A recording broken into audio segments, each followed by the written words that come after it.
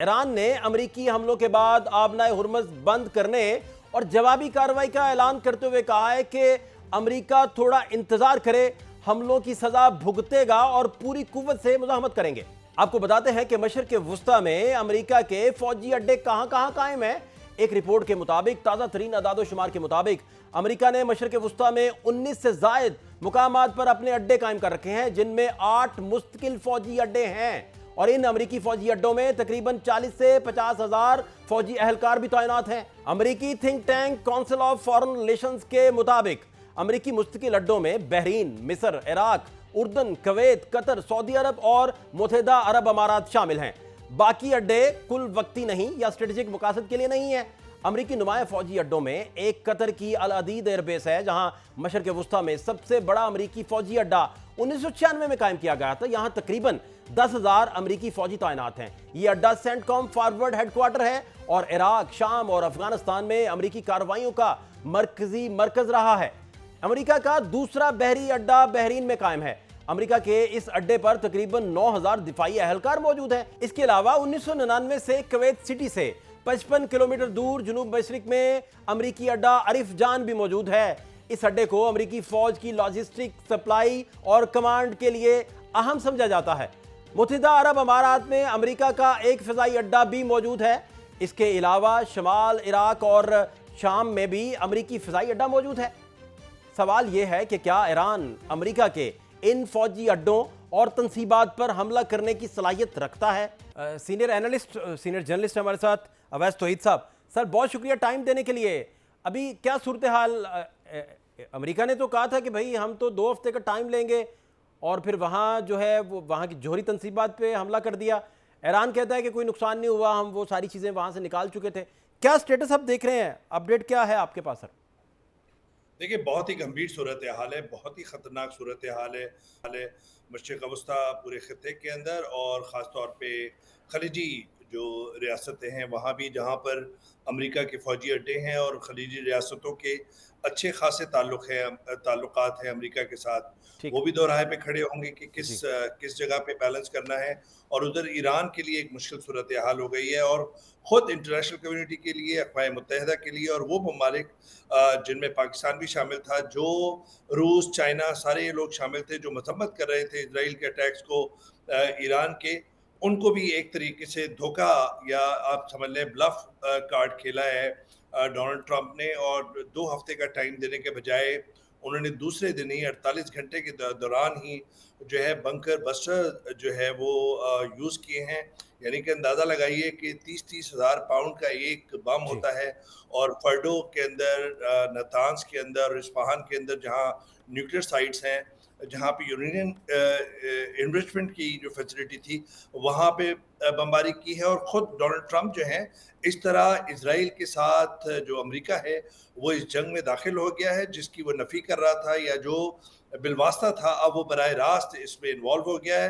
اور خود Donald Trump نے اس بات کا اعتراف کیا اور کہا کہ میں مبارکباد دیتا ہوں نتنیاہو اور اسرائیل کے لوگوں کے لیے، اور ہمیں یہ وکٹری ہوئی ہے، اور یہ ہمارا ٹیم ورک ہے۔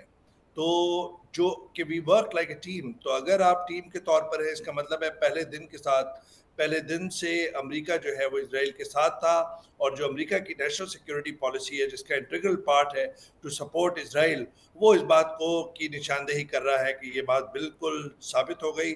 اور امریکہ نے یہاں پر اس خطے کے اندر ایک دفعہ جو ہے ایک مرتبہ پھر اس کو آگ کی طرح جو ہے وہ شعلے جو ہے ویژولائز آپ کر سکتے ہیں، جو عراق کے انویژن کے بعد ہوا تھا، جس طرح عراق کی رجیم کو چینج کرنے کی بات کر رہے تھے، ٹھیک، اس کے بعد جس طرح مشرق وسطیٰ اگلے 15-20 سال تک سنبھل نہیں سکا، اب وہی صورتحال اسی دورائے پہ کھڑی ہے، اور ایران کے لیے بھی مشکلات کا سامنا ہے۔ آپ یہ دیکھیے کہ سفارتکاری کو تو انہوں نے قتل کر دیا، اور خود جو عباس صاحب ہیں، فارن منسٹر ارغاچی صاحب، انہوں نے بالکل صحیح کہا ہے، جو OIC کی کانفرنس ہو رہی تھی اسی دوران یہ بمباری ہوئی ہے، انہوں نے کہا ہے کہ کون سا ایسا لمحہ ہے جس پہ جو ایران نے نیگوشیٹنگ ٹیبل سے منع کیا تھا یا مذاکرات کی میز سے پہ آنے سے منع کیا تھا، وہ تو اس وقت بھی تیار تھے چھٹے راؤنڈز کے لیے جو اتوار کے روز ہونا تھا، اور اس سے 2 روز قبل اسرائیل نے 200 جیٹ فائٹرز کے ساتھ ایران کی ساورنٹی کو چیلنج کیا تھا اور ٹارگٹ کیا تھا، اور اسی طریقے سے آج جو ہے امریکہ نے ان کے بقول کے سفارتکاری کو قتل کر دیا، اور سفارتکاری کے موقع کو انہوں نے ختم کر دیا، اور ایران کے پاس جو ہے وہ ایک جوابی کارروائی کا حق ہے، اور وہ جوابی کارروائی ضرور کریں گے. تو ٹھیک ایران ٹھیک. also is in a tight spot right now. اچھا ویسے تو یہ سب میں چاہ رہا ہوں کہ ایران کا جو دعویٰ کہ جو حساس انسٹالیشنز ہیں انہیں ہم نے وہاں سے ہٹا دیا تھا، یہ کتنا ورکیبل پلان ہے، اور یہ کیا واقعی اس طرح ہوگا؟ اور جو تجزیہ کار، جو ایران کے بھی کچھ رائٹرز دعویٰ کر رہے ہیں کہ امریکہ نے ایران کو اس پر اعتماد میں لے کر اس طرح کے حملے کیے، وہ کوئی خوابوں کی دنیا میں رہتے ہیں، یا آپ سمجھتے ہیں کہ اس طرح کے دعوے بھی ان میں بھی کوئی صداقت موجود ہے؟ نہیں، یہ ممکن ہی نہیں ہے کہ اس طرح کا معاملہ ہو کہ ایران کے ساتھ سانجھے داری کر ان پہ حملے کیے ہوئے. آپ اندازہ لگائیے کہ ایک خطے کے اندر، ایک ملک کے اندر جو پورے مغربی دنیا کے ساتھ لڑ رہا ہے 1979 سے، اور خاص طور پہ 2010 سے جب اقتصادی پابندیاں سخت لگائی تھی مغربی دنیا نے، امریکہ نے، اور $100 بلین کے اثاثے منجمد کر دیے تھے ایران کے. تو آپ یہ اندازہ لگائیے کہ ایران کتنی دہائیوں سے لڑائی کر رہا ہے مغربی دنیا کے خلاف. ایران کے اندر اندرونی مسائل ہو سکتے ہیں، جو خواتین کے حقوق ہیں، جو انسانی حقوق ہیں، لیکن جو ان کی ریزیلینس ہے اور ایک جو سویلائزیشنل اسٹیٹ کا مقام رکھتے ہیں، تو انہوں نے اپنے آپ کو زندہ رکھا ہے. آپ اندازہ لگائیے کہ ایران جو ہے وہ دوسرے نمبر پہ اس کے آئل کے ذخائر ہیں، تیسرے نمبر پہ آئل کے ذخائر ہیں، دوسرے نمبر پہ پوری دنیا کے اندر اس کے پاس گیس کے ذخائر ہیں، اور ان سب کو لے کے ایران کھڑا ہوا ہے بیچ میں مشرق وسطیٰ اور مغربی دنیا کے لیے.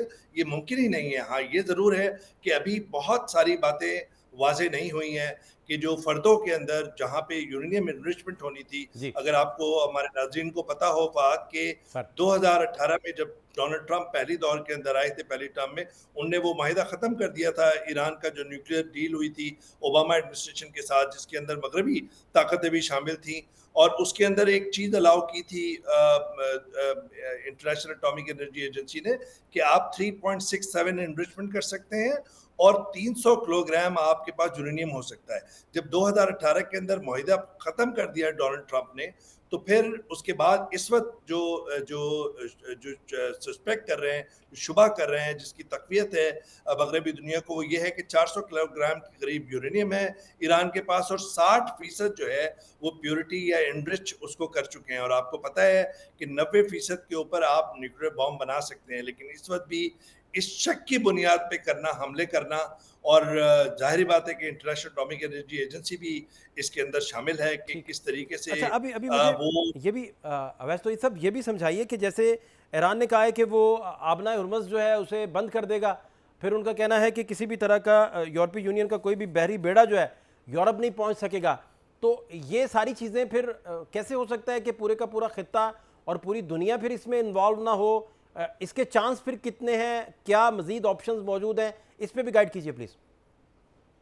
دیکھیے بات، جو پورے خطے کے اندر 19 سے 20 فوجی اڈے ہیں بہت بڑے، امریکہ کے، سعودی عرب کے اندر ہے، قطر کے اندر ہے، ایجپٹ کے اندر ہے، بحرین میں ہے، یونائٹڈ عرب امارٹس میں ہے، وہاں پہ ان کی پریزنس ہے. اور اس خطے کے اندر 40,000 جو ہے امریکی فوجی جو ہیں وہ یہاں پہ تعینات ہیں مشرق وسطیٰ کے اندر.